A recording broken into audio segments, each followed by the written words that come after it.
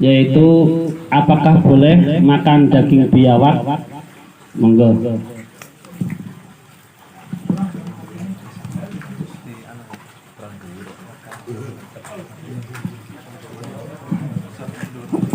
Bismillah. Sebagian hewan-hewan itu sudah ada keterangannya di Al-Quran atau di hadis Nabi SAW sehingga jelas hukumnya. Tapi ada beberapa batasan khusus daging yang tidak dibolehkan makan karena saking banyaknya yang boleh dimakan. Jadi mana saja yang tidak diizinkan dimakan. Bisa jadi tidak boleh dimakan karena sudah ada nas dari agama, entah dari Al-Quran seperti daging babi itu haram. Nah ini sudah tidak perlu dicari lagi, ini memang haram. Kemudian ada kalanya diharamkan mungkin karena dilihat itu jijik. Bahasa Arabnya itu khaba'ith, ya termasuk yang menjijikan, kayak cacing, siput cacing itu yang bukan yang laut ya. Kalau yang laut saya doyan. Kemudian tidak boleh dimakan kemungkinan karena ada taring atau cakar sehingga dia termasuk dalam golongan hewan karnivora. Nah rata-rata yang diizinkan dimakan adalah herbivora. Makanya kita tidak boleh saling memakan satu sama lain karena kita termasuk omnivora. Tuh nopo wae. Ya. Nah, sebelum dijawab, sebenarnya udah dari dulu pertanyaannya. Zaman dulu waktu masih zaman Mbah Hasyim Asy'ari sudah ada ini. Jawabannya juga sama. Yang Anda tanyakan rata-rata, ini rata-rata tapi nggak semuanya, itu masalah khilafiyah, masalah yang jadi perdebatan ulama. Berarti masalahnya adalah masalah yang menguntungkan. Karena kalau khilaf ini ada mengatakan boleh, maka yang senang alhamdulillah. Nah sekarang tidak mengurangi rasa hormat kepada yang mengharamkan atau menganggap ini tidak boleh dimakan. Maka sebagian ulama ini dibagi dua pemahaman tentang biawak. Di zaman Rasulullah Shallallahu Alaihi Wasallam, menurut para ulama mutaakhirin, digabung dengan para tib, orang-orang soleh, para dokter, tapi dokter muslim, maka ternyata ini bukan merupakan ijma ya, jadi khilaf saja. Biawak di zaman Rasulullah Shallallahu Alaihi Wasallam, bahasa Arab itu adab, dod baknya tasdid. Maka dia nggak makan binatang, maksudnya nggak makan binatang lain yang buas semuanya, termasuk bilang binatang bertaring, bukan, dia nggak ada taringnya. Karena itu sebagian ulama mengatakan itu yang dimaksud biawak di zaman Rasulullah.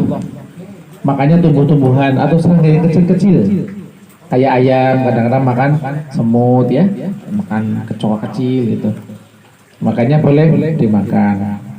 Tetapi biawak yang di Indonesia mungkin yang terbesarnya itu adalah komodo mungkin, maka di Indonesia atau bukan di Arab ya, jadi sudah ada perbedaan. Ternyata punya taring dan makanya makan binatang-binatang yang lain, makan ayam atau makan apalah yang kira-kira dia menunjukkan dia termasuk karnivora, sehingga ulama menyampaikan adab yang dimaksudkan di dalam hadis Rasulullah adalah adab yang ada di padang pasir, berbeda dengan biawak yang selain di padang pasir, yaitu yang bukan makan tumbuh-tumbuhan di Indonesia. Tapi tetap saja ada ulama mengatakan boleh. Karena itu, karena ini khilafiyah, maka jalan yang hati-hati adalah bukan saya melarang, kalau mau makan, kalau doyan ya alhamdulillah. Itu sudah ada ulama yang memperbolehkan. Kenapa? Karena Rasulullah pun tidak mengharamkan, walaupun tidak makan, beliau menyampaikan, saya nggak doyan, atau ini bukan makanan saya, tapi saya tidak mengharamkan. Itu Rasulullah Shallallahu Alaihi Wasallam. Maka kita pun harus begitu, jangan jadi orang yang fanatik banget dalam masalah hukum ini, paten harus haram, nggak bisa. Ya, karena ikhtilafu ummati rahmah, perbedaan pendapat ulama kita menjadi kasih sayang Allah. Bentuk kasih sayang Allah Subhanahu wa ta'ala. Apalagi kalau dihubungkan makan biawak atau biawak ya, menyawaknya untuk kesehatan atau untuk mengobati. Ini lebih boleh lagi kalau sudah tidak ada lagi obat.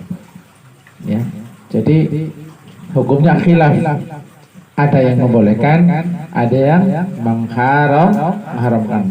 Bahkan untuk biawak sendiri yang asli di Arab, yang Rasulullah mengatakan saya tidak mengharamkannya, tapi dalam kesempatan yang lain ada itu hadis yang di situ disebutkan, tapi hadisnya ini masih diselisihkan ulama, yang cenderung pada mengharamkan dob itu sendiri yang ada di Arab. Ya, hadisnya bunyinya saya nggak begitu hafal banget, cuman intinya adalah bahwa biawak ini saya takutkan, kata Rasulullah, adalah beberapa atau seseorang dari kaum Bani Israel yang dikutuk oleh Allah Subhanahu wa ta'ala menjadi hewan. Tetapi bertentangan dengan hadis yang lain, karena Allah tidak pernah mengutuk atau merubah bentuk manusia menjadi hewan kemudian beranak pinak, berkembang biak, nggak pernah. Contohnya kisah tentang kaum zaman dahulu yang oleh Allah Subhanahu wa ta'ala dikutuk atau dirubah mukanya menjadi monyet, menjadi kera. Itu nggak lama. Jadi kalau sudah seperti itu bentuk dia akan seul khotimah. Jadi bukan berarti akan beranak pinak. Nanti anaknya jadi kayak monyet semua. Akhirnya gimana? Oh, monyet itu asalnya, dan maaf balik, manusia asalnya dari monyet. Lah ini yang dipakai Darwin. Makanya nggak bisa dipakai seperti itu, ya. Jadi bertentangan nantinya. Jadi lebih kuatnya top yang di zaman Rasulullah itu halal. Rasulullah tidak makan karena tidak doyan, tidak mengharamkan. Begitu ya. Jadi khilaf ini, bagi yang mau makan silakan, sudah ada jalur yang menghalalkan, ya. Yang pengen hati-hati ya nggak usah, masih banyak ikan, ada sop ayam, ikan ayam, ada sop sapi, ya banyak.